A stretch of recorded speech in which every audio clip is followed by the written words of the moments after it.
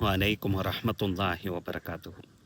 நபித்தோழர் அபூ ஹுரைரா ரலியல்லாஹு அன்ஹு அவர்கள் அறிவிக்கக்கூடிய இந்த ஹதீஸு சஹீஹுல் புகாரி சஹீஹ் முஸ்லிமில் பதிவு செய்யப்பட்டிருக்கு. நபிகள் நாயம் ஸல்லல்லாஹு அலைஹி வஸல்லம் இவ்வாறு சொல்கிறாங்க. ரஆ ஈசபுன் மரியம் அலைஹி வஸ்ஸலாத்து வஸ்ஸலாம் ரஜுலன் யஸ்ரிக. நபியினா ஈசா அலைஹி வஸ்ஸலாத்து வஸ்ஸலாம் அவர்கள் ஒரு மனுஷனை பார்க்குறாங்க. அவன் திருடி கொண்டு இருக்கிறான். உடனே ஈசா அலைஹிஸ்ஸலாம் அந்த மனுஷனை பார்த்து சரக்த ஏன்டா திருடுற அப்படின்னு சொல்லி கேட்குறாங்க ஈசா அலைஹிஸ்ஸலாம். அதுக்கு அந்த மனுஷன் கல்லா, நான் திருடவலாம் இல்லை.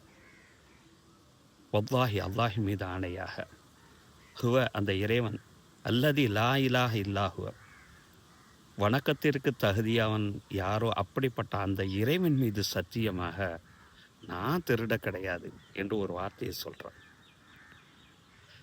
ஈசா அலைஹிஸ்ஸலாம் கண்ணால் பார்க்குறாங்க. ஆனால் அவன் அல்லாஹ் மீது சத்தியமிட்டு அந்த இடத்துல சொல்கிறான். ஈசா அலைஹிஸ்ஸலாம் சொல்கிறாங்க, ஆமந்து பில்லா, நான் இறைவனை நான் நம்புகிறேன். வக்கதப்து ஐனி, நீ திருடுறதாக ஒன்றை நான் பார்த்தது என்னுடைய கண்ணினுடைய பிழை என்றார்கள் ஈசா அலைஹிஸ்ஸலாத்து வஸ்ஸலாம் அவர்கள். ஏன்னா நீ வச்ச ஒரு பொருளை எடுப்பதாக கூட இருக்கலாம், அல்லது அந்த உரிமையாளர் உனக்கு அனுமதி கூட தந்திருக்கலாம்.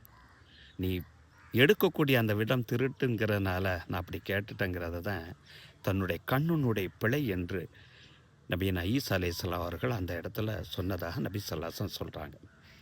எந்த ஒன்றுமே கண்ணால் பார்ப்பதும் போய், காதால் கேட்பதும் போய், தீவிரம் விசாரிப்பதே மெய் என்று சொல்வார்கள் அல்லவா, அதற்கு யதார்த்தமான ஒரு எடுத்துக்காட்டு, அற்புதமான எடுத்துக்காட்டு இந்த ஹதீஸு தான். இதனால் தான் சூரத்துல் ஹுஜராத் அத்தியாயம் 49 வசனம் 12 இறைவன் சொல்கிறான், யா அய்யுஹல்லதீன ஆமனு, இறை விசுவாசிகளை, இஜித்தனிபு கசீரம் மினவன்னி இன்ன பாதனன், யதார்த்தமாக பார்க்கக்கூடிய அந்த நபர்களை எல்லாம், இன்னொரு நபரை பற்றி காதின் மூலமாக கேட்கக்கூடிய அந்த நபர்களை எல்லாம் ஏதாவது ஒரு விதத்தை தவறாக எண்ணம் கொள்வதை விட்டும் நீங்கள் தவிர்ந்து கொள்ளுங்கள். ஏன்னா சில எண்ணங்கள் இஸ்மன் பெரும் பாவமாக இருக்கிறது என்று இந்த வசனத்தில் இறைவன் நம்மளுக்கு குறிப்பிட்டு காட்டுகிறான்.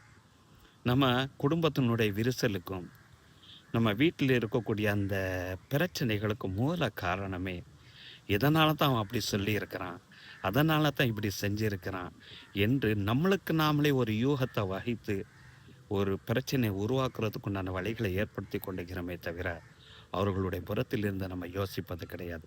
இதைத்தான் ஈசா அலைஹிஸ்ஸலாம் தெளிவாக சொன்னார்.